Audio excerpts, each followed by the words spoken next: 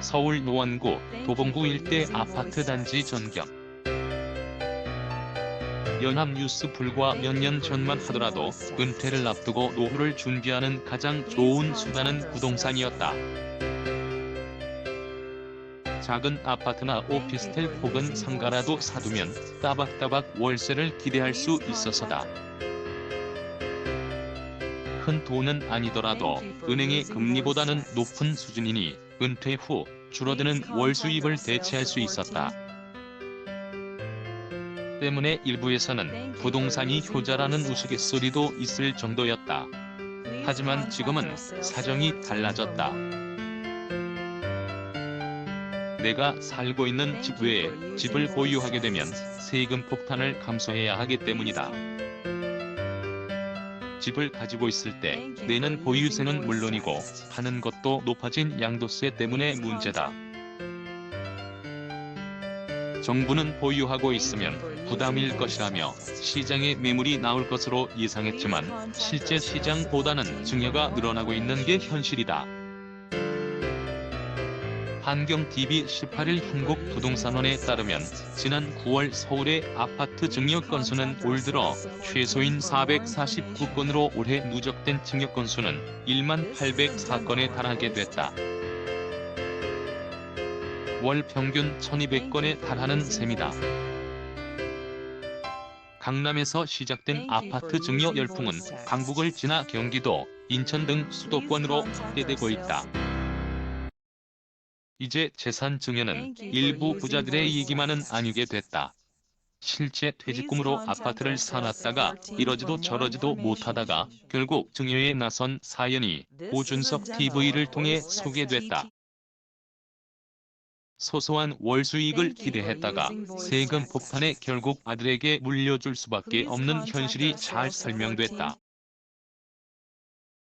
A씨는 2018년 퇴직금으로 목돈을 받았고 노원구 중계동 중계무지개 아파트 전용 면적 49제곱미터 약 21평을 매수했다.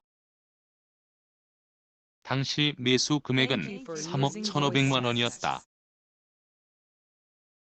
2주택이 됐지만 매달 수입이 줄었기에 역세권 소형 아파트로 월세를 벌어볼 요량이었다. 하지만 A씨의 소박한 기대는 의외의 결과를 초래하고 말했다. 값이 가파르게 오르면서 이러지도 저러지도 못하는 상황이 됐기 때문이다. 오준석 동국대 겸임 교수가 실제 사연자를 소개하면서 증여 사례를 설명하고 있다. 사륙 오준석 TV 이 아파트는 A씨가 매수한 지 2년 만인 2020년 초에 4억 원을 넘더니 2021년에는 5억 원을 넘어섰다. A씨는 보유하고 있자니 보유세가 부담이었고 한 번 타이밍을 놓치지 양도세도 걱정이 됐다. 이 깊어질 무렵 아들이 1년가량 교제했던 여자친구와 결혼을 준비하게 됐다. 아들도 걱정이 이만저만이 아니었다.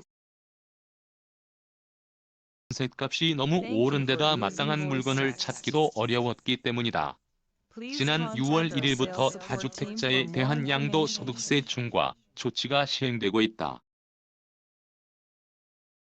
주택을 1년 미만으로 보유한 뒤 거래하면 양도세가 기존 40에서 70, 2년 미만의 경우 60 올렸다.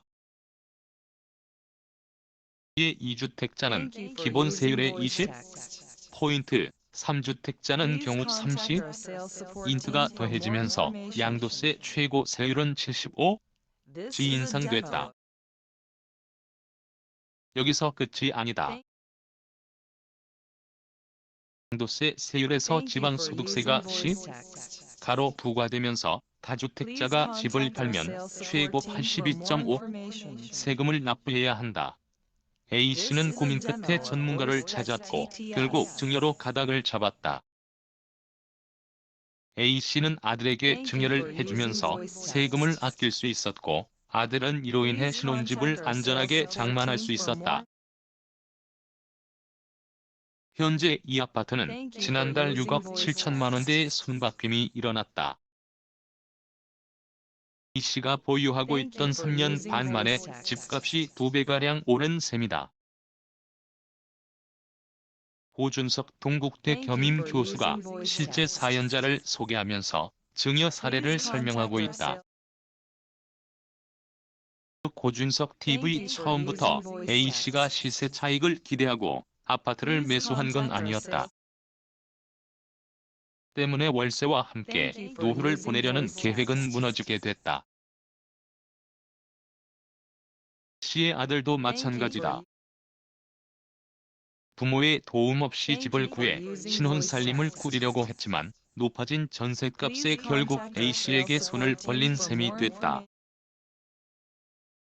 당초의 계획과는 달라졌지만 A씨의 가족들은 매달 나가는 이자나 세부담 등을 줄이게 됐다.